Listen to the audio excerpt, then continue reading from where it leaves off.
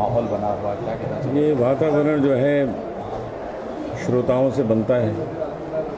श्रोताओं के अंदर जो भक्ति भाव पहले से है उसको मैं थोड़ा सा हिला देता हूँ। उस पर जो थोड़ी सी धूल जम गई है वो धूल हटा देता हूँ और वो सब चमकने लगते हैं। मेरा इसमें कोई ख़ास कमाल नहीं है। एक बार एक मूर्तिकार था, बहुत सुंदर उसने एक मूर्ति बनाई भगवान कृष्ण की। तो लोगों ने आके बहुत तारीफ़ की कि इस पत्थर की मूर्ति को आपने कमाल कर दिया, क्या मूर्ति बनी। तो वो बोला नहीं, मैंने तो कुछ कमाल नहीं किया, ये मूर्ति तो पत्थर के अंदर थी, मैंने तो वेस्ट जो पत्थर था वो हटा दिया। तो वही हमारा है कि हम कुछ कमाल नहीं करते हैं, आपके अंदर जो भावना है उसको थोड़ा सा साफ कर देते हैं और आपको आनंद आने लगता है। आज जो कार्यक्रम है उसका उद्देश्य है पशुओं की रक्षा, गौ रक्षा। गाय हम लोगों को कितना कुछ देती है और हम उसको कितना कष्ट देते हैं। अगर ये चीज़ें हम समझ लें तो हमारे अंदर गौ रक्षा का भाव जागृत हो जाएगा और आज के कार्यक्रम का जो लक्ष्य है, जो उद्देश्य है, वो सफल हो जाएगा। अनुप जी, बात करें, होली आ रहा है, होली पे कोई गाना आपका? होली पर मैं आपको सुनाता हूँ कि दुश्मनी रहती नहीं है दुश्मनी होली के दिन, और दूर रखिए आप अपनी बेरुखी होली के दिन। तुम गले मुझसे मिले तो दिल भी दिल से मिल गया, दो जहां की आज दौलत मिल गई होली के दिन। और मुस्कुरा के चल दिए और ये कहते गए कि आदमी रहता नहीं है आदमी होली के दिन। ये है होली का कमाल कि सब लोग एक ऐसे नशे में होते हैं, एक ऐसे आनंद में होते हैं कि दुश्मन को गले लगाते हैं, कोशिश करते हैं कि ये दुश्मनी होली के दिन से समाप्त हो जाए। अनुज जी, रंग की बात करें तो रंग से डर लगता है या रंग बदलने वालों से डर लगता है? जो कुछ बदलता है उससे डर लगता है, क्योंकि जो बदलाव है वो वैसे तो पॉजिटिव होना चाहिए, लेकिन जब उसको नेगेटिव देखते हैं तो दुख होता है। जैसे अगर मैं संगीत की बात करूं तो एक संगीत वो होता था कि हम 50-60 साल पुराने गाने भी आज गुनगुनाते हैं, गाते हैं, लेकिन अब जो गाने आते हैं वो 2 महीने 3 महीने बाद हम भूल जाते हैं। ऐसा क्यों होता है? ये जो बदलना है, ये जो बदलाव है, अगर वो सुंदर हो, सुघड़ हो, शाश्वत हो तो बड़ी खुशी होगी। नहीं तो ये बदलते हुए रंग और लोगों के अंदर बदलते हुए तेवर अच्छे नहीं लगते। इसके अलावा गौ रक्षा के लिए क्या संदेश देना चाहिए? गौ रक्षा के लिए संदेश ये है कि आप गौ जो हमको देती है, जो जो हमको आनंद देती है, जो जो हमें सुख देती है, उन सबको यदि आप जान लें तो आप स्वयं गौ रक्षा करना चाहेंगे, और आज के कार्यक्रम का उद्देश्य यही है। इसके अलावा रंग की बात हो रही थी, तो ऐसा आपकी लाइफ में ऐसा कोई व्यक्ति है जिसने आपकी लाइफ में रंग भर दिया हो? मेरी लाइफ में बहुत लोगों ने रंग भरा। मेरी माँ ने, मेरे पिताजी ने जो मेरे गुरु हैं, मेरी पत्नी ने, और मेरा बेटा है उसने, और हमारे न जाने कितने मित्र हैं जिन्होंने भरा। और संगीत ने सबसे अधिक रंग भरा है, जो मैं आज भी गाता हूँ कि ऐसी रंग दे कि रंग ना ही छूटे, धोबिया धोए चाहे सारी उमरिया, शाम पिया मोरी रंग दे चुनरिया। गौ माता को बचाने के लिए चारों तरफ प्रयास जारी है, लेकिन आर्थिक संकट के कारण अभी भी काफ़ी गायें हैं जो बीमार पड़ी जाती है। ऐसे में क्या अपील करना चाहेंगे कि आम पब्लिक आगे आए और ऐसे पीड़ित जो गाय माता हैं उनको बचाने के लिए एक नई पहल की जाए? आज यही किया जा रहा है कि जिस तरह से कलेक्शन किया जा रहा है, धन एकत्रित हो रहा है, ये धन उसी काम में इस्तेमाल होगा। और बहुत सी ऐसी गायें हैं जो यहाँ लोगों ने संजो कर रखी हैं और उसकी सेवा करते हैं, और ये कोशिश करते हैं कि उसको और आगे कष्ट ना हो। Thank you so much. Thank you.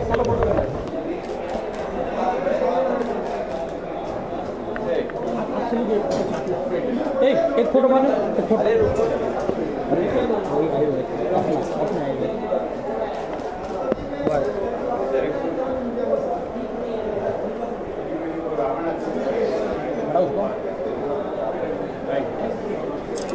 चाहे जो आयोजन किया है आपकी संस्था ने, किस तरह से आपकी समस्याओं का सामना करना पड़ता है गौरक्षा के लिए?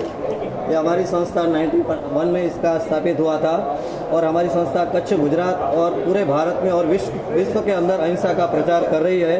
लगभग प्रतिदिन रोज के 500 लोग देखने को आते हैं उसको, और भारत के अंदर प्रतिदिन बड़े पशु जो है 7 लाख की करीबन उसकी कत्ल खाना द्वारा हत्या होती है और मीट एक्सपोर्ट हो रहा है। तो उनको बचाने के लिए हमने एक प्रदर्शनी बनाई है, ऑडिटोरियम है, म्यूज़ियम है। रोज़ बच्चे लोग हर गुजरात के और अलग अलग स्कूलों से बच्चे लोग आते हैं और अहिंसा के लिए हम उन्हें एक प्रचार करते हैं। और बहुत सारे लोग हमारी संस्था में आके मांसाहार भी छोड़ दिया है। और आने वाले दिनों में ये जो पशुधन है वो बचेगा तो ऑर्गेनिक खाद होगा, और ऑर्गेनिक खाद होगा तो ही अपने को ये देसी ये उपजाऊ मिलेगा, ऑर्गेनिक फूड मिलेगा, और फूड मिलने से ही कोई बीमारियां नहीं होगी। नहीं, आपकी संस्था के साथ कितनी गाय जुड़ी है और कहाँ पे चल रही है आपकी संस्था? हमारी संस्था अभी कच्छ में उसका मेन केंद्र बिंदु है। हमारी संस्था के अंदर आज 3700 पशु है। एक घंटे में एक्सीडेंट केस आता है अदानी पोर्ट के वजह से, और पूरी संस्था के अंदर ये देख के लगभग करीबन 200 नई संस्था बनी है। और जो प्रदर्शनी है पूरे भारत में 20 एक प्रदर्शनी बनी है हमारा संस्था देख के। हम उनके साथ पूरे जुड़े हुए हैं और अहिंसा का प्रचार दिन प्रतिदिन करते हैं। सरकार से किस तरह से मदद मिल पाती है? हाँ, एनिमल वेलफेयर बोर्ड है, लेकिन उनकी मदद से बहुत कम आती है। और भारत के अंदर बहुत जगह पे अकाल होता है। हमारे कच्छ तो अकाल का ग्रस्त है, तो घास बहुत महंगा हो गया। रोज़ का 8-10 रुपये केजी का घास हो गया, तो 3000 पशु के लिए रोज़ का 2 लाख का खर्चा है। तो सरकार की कोई साल के अंदर 5-25 लाख रुपये डोनेशन आता है, उससे नहीं, लेकिन दान दाताओं के द्वारा ये संस्था चल रही है। आखिर में आपसे जानना चाहूँगा, क्या आगे क्या स्टेप लेने वाले हैं और किस तरह के कार्यक्रम और ऑर्गेनाइज करने वाले? आगे चल के इसकी इतनी ज़रूरत बढ़ेगी जब लोग समझेंगे कि ये प्रेस्टीज दवाई खा के हम बीमार हो रहे हैं, किडनी फेल हो रही है, दूसरी हज़ारों रोग अंदर घुस गए, वो लोग में अभी समझ में आ रहा है। अभी हमारे गुजरात में कल था, बहुत सारी गौशाला के दौरे पे था, तो लोगों अभी देसी गाय की नस्ल की गौशालाएं बना रहे हैं, और वो गौशाला बनने से देसी दूध, अच्छा दूध मिलेगा, तो उसके वजह से लोगों की बीमारियां निकलती जाएगी। बच्चों का बुद्धि भी बहुत बढ़ेगी, गाय के दूध से बहुत बढ़ती है। और ऐसे बहुत सारा इसमें प्रयोग है। और मुंबई के अंदर जो हम भैंस का दूध खाते हैं, पीते हैं सब लोग, वो इतनी क्रूएल्टी, आप उसको नज़दीक से जाके देखेंगे तो लोगों को मालूम पड़ेगा कि मुंबई की आबादी है और इसके सामने दूध की प्रोडक्शन बहुत कम है। उसका पाड़ा या पाड़ी होती है तो 2 दिन में पहला तो उसको मार देते हैं। यानी बच्चे का छिना हुआ दूध हम पीते हैं। दूसरा, जितनी भैंस है, जितने तबेले हैं, उसमें हमने पूरा सर्वे किया है। 2-5 तबेला छोड़ के सारे भैंस को इतनी गर्मी की सीजन में भी इतना टाइट बांधते हैं कि रखने की जगह नहीं है उनके उधर। और उसको ऑक्सीटोसिन नाम का एक इंजेक्शन दिया जाता है, उससे वो प्रज्वलित होती है और दूध देने लगती है, क्योंकि बच्चा उसका मर गया है, नहीं तो दूध नहीं देगी। लेकिन उसके लिए इंजेक्शन देते हैं और इंजेक्शन दे के वो दूध वो पाते हैं। वो बच्चों का छिना हुआ दूध हम लोग पीते हैं। तो सारे लोगों को मेरी एक अनुदान है कि सारे लोग गाय को संभालें।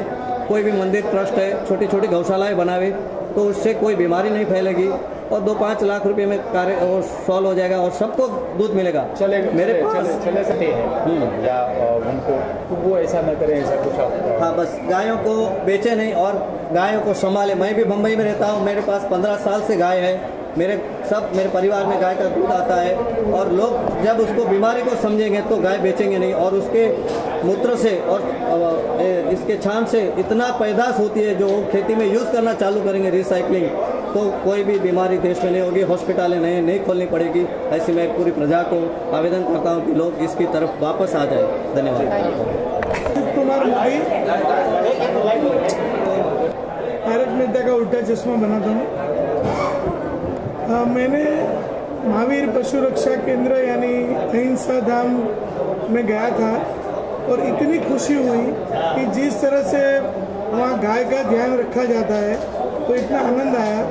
और तभी हम और मेरी पूरी टीम ने हमने एक चैलेंज लिया कि तारक मेहता का उल्टा चश्मा की पूरी टीम महावीर पशु रक्षा के कार्य के साथ जुड़ी हुई है और गौ सेवा के बारे में हम जहाँ भी जाते हैं हम प्रचार करते रहेंगे। आज हम लोग सब लोग विरोध करते हैं कि गौ हत्या नहीं होनी चाहिए, वो तो ठीक है, लेकिन ये प्रचार होना चाहिए कि गौ हत्या तो नहीं होनी चाहिए, लेकिन हम सबको मिलकर गाय की सेवा करनी चाहिए, क्योंकि गाय की सेवा वही आज का जीवन में परम धर्म है। तो मैं सब लोगों से, दर्शकों से सबसे अनुरोध करता हूँ कि आज जो गोधन है और जिसको हमारी संस्कृति में माता मानते हैं, जो माता का दर्जा दिया है, वो गौ माता की हम सब लोग मिलकर सेवा करें। सर चलते चलते आखिरी एक सवाल कि क्या कोई ऐसा तारक मेहता में ऐसा एपिसोड देखने मिलेगा जिसे आज बहुत लोग उसको लाइक करते हैं, देखते हैं तारक मेहता का उल्टा चश्मा, उसमें कोई ऐसा एपिसोड मिलेगा जिसपे गाय पे स्पेशल एपिसोड बने और लोग उसकी रक्षा करें और जागरूकता पैदा हो?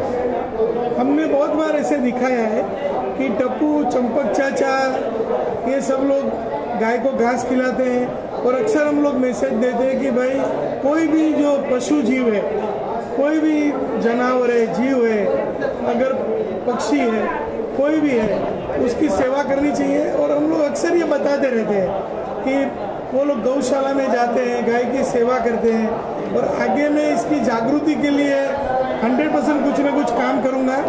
और क्योंकि जो आज हम लोग तो समझते हैं, लेकिन हमारे बच्चे लोग वो कैसे समझेंगे? तो छोटे बच्चे हैं जो आजकल मुंबई शहर में वो गौशाला भी देख नहीं पाते हैं। तो हम लोग आज जो हमारा सीरियल आज इतना पॉपुलर है, तो हम लोग जरूर ये कोशिश करेंगे कि इस माध्यम से इस सेवा के कार्य को हम कैसे आगे बढ़ाएं। सर चलते चलते एक आखिरी सवाल, क्या ट्विस्ट देखने मिलेगा इस तारक मेहता का उल्टा चश्मा? भिड़े या हाथी भाई या क्या ट्विस्ट देखने मिलेगा? अभी तो बहुत अच्छी कहानी चल रही है कि जहाँ पे परिवार इम्पोर्टेंट है कि फर्ज इम्पोर्टेंट है। हमारे चंपक चाचा ने ऐलान कर दिया है कि जेठालाल शाम को जल्दी आ जाए और पूरा परिवार साथ में मिलकर भोजन करेगा।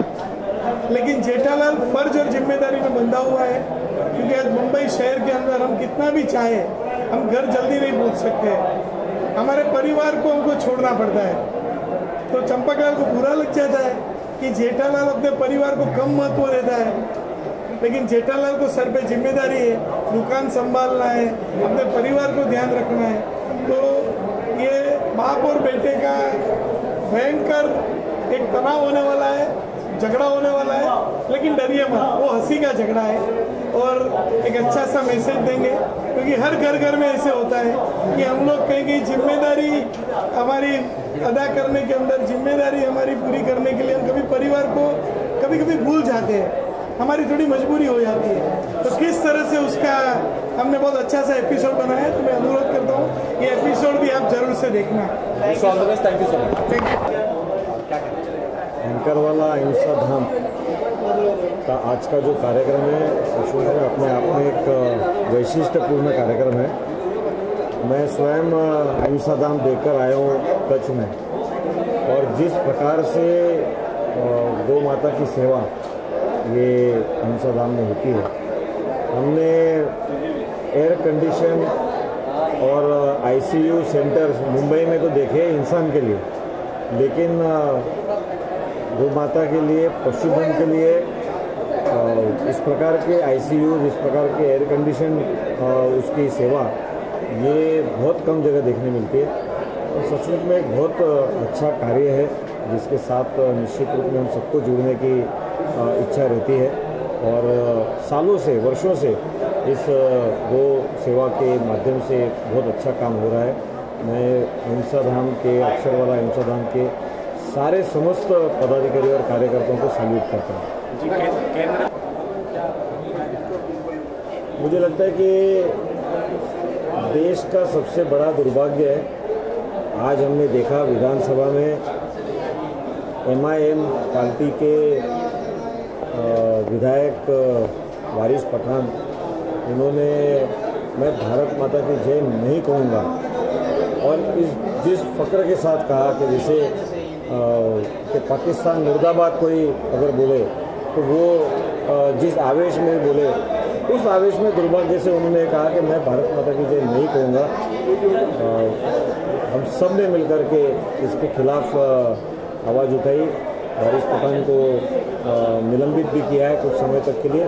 लेकिन मुख्य बात यह है कि ये जो देश में चल रहा है, देश के खिलाफ बोलने का जो फैशन की शुरुआत जवाहरलाल नेहरू विश्वविद्यालय से हुई, कुछ मीडिया हाउस ने करने की कोशिश की, तो मुझे लगता है बहुत दुर्भाग्यपूर्ण है। इस प्रकार के लोगों को हीरो बनाना, यही दुर्भाग्यपूर्ण है। और कल तक हम कई छोटे छोटे वारदात सुन रहे थे, आज विधानसभा के अंदर ये बात सुनने को मिली, मुझे लगता है इससे बड़ा दुर्भाग्यपूर्ण बात और कोई नहीं। और मैं एक ही बात कहूँगा, मैं इशारा देता हूँ इस प्रकार के सारे तत्वों को कि देश का हर नागरिक, हर धर्म का, हर जाति का, हर पंथ का, हर उम्र का हर नागरिक ये भारत माता की जय बोलने में ही गौरव प्राप्त करता है। और भारत माता की जय मैं नहीं कहूँगा, ये बोलने वालों को ये देश कदापि माफ़ नहीं करेगा। फंड रेजिंग की जा रही है, क्या कहना चाहेंगे इस बारे में, इस इनिशिएटिव के बारे में? ये बहुत ही बढ़िया और बहुत ही अच्छा कार्य कर रहे हैं महेंद्र भाई और उनकी जो संस्था है एंकर वाला अहिंसा धाम। और बहुत सालों से ये बिना किसी निजी स्वार्थ के सिर्फ सेवा की भावना से ये गाय माता की सेवा के उद्देश्य से बहुत ही बढ़िया कार्य कर रहे हैं। और उसी को सपोर्ट करने के लिए आज मैं यहाँ उपस्थित हूँ। और मैं जो भी ये आप देख रहे हैं उन सबसे विनती करता हूँ कि आप भी जहाँ भी है, आपके आसपास आपके इलाके में अगर कोई गौ माता अगर पीड़ित है या उसे कोई नुकसान पहुँचा रहा है तो आप प्लीज़ उनकी रक्षा करें, उनकी सेवा करें। और जहाँ भी हो, जितना भी हो सके गौ माता की सेवा जितनी भी हमसे हो सके हमें करनी चाहिए। टेलीविज़न एक सबसे बड़ा माध्यम है लोगों तक पहुंचने का, तो इसके थ्रू आप इस इनिशिएटिव को कितना फैलाना चाहोगे? कोई ऐसा एपिसोड बनाएंगे जिसमें गौ माता पे हो? बिल्कुल, वैसे वो तो हमारे प्रोड्यूसर आसित कुमार मोदी जी जो है उनका मतलब डिसीजन होता है, क्योंकि चैनल के साथ मिलकर के क्या कहानी कैसे कौन से एपिसोड में बनानी चाहिए। लेकिन मेरे ख्याल से हमने एक सीन बीच में किया था जिसमें अहिंसा धाम के बारे में लोगों तक इसके बारे में बातें हमने पहुंचाई थी कि बापूजी जो कैरेक्टर किरदार जो मेरा चंपकलाल जी का किरदार करते हैं कि वो भुज में कच्छ में ये जो है अहिंसा धाम है, तो उसको लेकर के हमने एक छोटा सा सीन किया था ताकि इसके बारे में ज़्यादा से ज़्यादा लोगों को पता चले। इसके अलावा होली आने वाली है, तो होली आप किस तरह से सेलिब्रेट करते हो? और कोई ऐसी व्यक्ति है जिसने आपकी लाइफ में कलर भरा हो? ऐसी व्यक्ति तो मैं कहूँगा कि आज तो सब आप लोग हैं, आप सब ने हमारे जीवन में बहुत रंग भरे। जब से तारक मेहता का उल्टा चश्मा आया है, आप लोगों ने इतने सारे रंग भर दिए हमारे जीवन में कि अब पूरा हमारा जीवन रंग बिरंगी हो गया है। इस साल किस तरह से सेलिब्रेट करने वाले हो? मैं वैसे तो सेलिब्रेट करता नहीं, क्योंकि इस साल तो वैसे भी नहीं करनी चाहिए क्योंकि पानी की बहुत ही कटौती और बहुत ही बड़ा प्रश्न है। तो मैं सब अपने दर्शकों से भी विनती करूंगा कि आप भी हो सके उतने थोड़ा सा गुलाल एक दूसरे के चेहरे पर लगा के, सिर्फ गुलाल का टीका लगा के आप मनाइए, बाकी पानी से बिल्कुल होली मत मनाइए। Thank you so much.